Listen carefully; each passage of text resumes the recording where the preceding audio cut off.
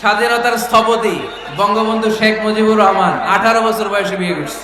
কাজী নজরুল ইসলাম অল্প বয়সে বিয়ে করছে। মহাত্মা গান্ধী অল্প বছর বয়সে বিয়ে করছে। শেক্সপিয়ার ছোট থাকতে বিয়ে করে ফেলছে। এই যে আগে বিয়ে করছে, এতে সফল হইতে কোনো সমস্যা হয়েছে? বঙ্গবন্ধু শেখ মুজিবুর রহমান উনি কি সফল রাষ্ট্রনায়ক নন? ইসলামিক লাইফ জীবন গড়ুন কোরআন সুন্নাহর আলোকে। আপনারা বিয়ে করছেন তো সবাই নাকি? হ্যাঁ,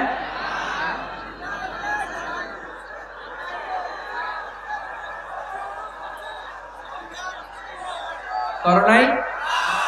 বিয়ে করে নাই কে কে দেখি? হায় হায়, চেয়ারম্যান সাহেব কই? এগুলোর বিয়ে করে দিয়ে এগুলোর আপনার হাতে রেখে গেলাম। এই অবাকাগুলোরে মিলাই দিয়েন। বসেন। এই অবিবাহিতদের দুঃখ জ্বালা কেউ বুঝতে চায় না, ঠিক কিনা? বিয়ে করে ফেলবা। বিয়ে করলে নেয়ামত বাড়ায় দেয় কে? দারিদ্রতা থাকলে ধনাঢ্যতা দিয়ে দেয় কে? সবাই চাকরি করে বিয়ে করতে চায়, ব্যবসা ভালো হলে বিয়ে করতে চায়, কিন্তু জানেই না ব্যবসায় ভালো হওয়ার আর চাকরি পাওয়ার মাধ্যম হচ্ছে আগে বিয়ে করা। আগে কি করা? স্বাধীনতার স্থপতি বঙ্গবন্ধু শেখ মুজিবুর রহমান 18 বছর বয়সে বিয়ে করছে। কত বছর বয়সে? এক বর্ণনা দেখলাম 14, আর এক বর্ণনা দেখলাম 18।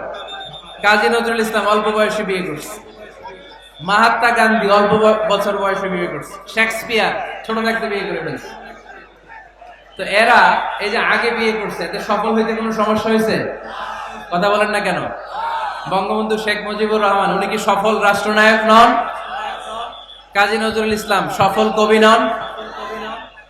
তো এদের আগে বিয়ে করা তো এদের সফলতা ঠেকায় রাখতে পারে নাই।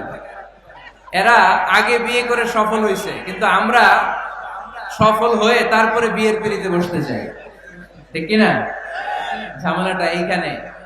এজন্য ছেলের বাবা, মেয়ের বাবা, নীলফামারীতে যারা আছেন সবাইকে বলি, ছেলে মেয়ে প্রাপ্ত বয়স্ক যদি হয়, ছেলের জন্য উপযুক্ত মেয়ে পাওয়া গেলে, ভালো মেয়ে পাওয়া গেলে দিনদার, আর মেয়ের জন্য ভালো পাত্র পাওয়া গেলে বিয়ে দিয়ে দিবেন। আর নিকাহ মিন সুন্নতি ফামান রাগিবা আন সুন্নতি ফালাইসা মিননি। বিশ্বনবী বলেন, বিয়ে এটা আমার সুন্নাত, আর যে আমার সুন্নাতকে পছন্দ করে না সে আমার উম্মত দাবি করতে পারবে। আরবাআন মিন সুনানিল মুরসালিন, 4টা কাজ দুনিয়ার সব নবীরা করেছেন, এর মধ্যে একটা হচ্ছে বিয়ে। সুবহানাল্লাহ পড়বেন না? এজন্য বিয়ে করবেন সম্মানিত ভাইরা, বিয়েতে বরকত।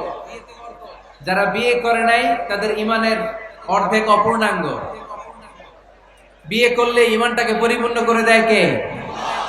তো যারা হাত তুলছে এদেরকে আল্লাহ রূপবতী, গুণবতী, নেককার, ভদ্র স্ত্রী দিয়ে আল্লাহ ধন্য করুক। আমরা পড়ি আমিন।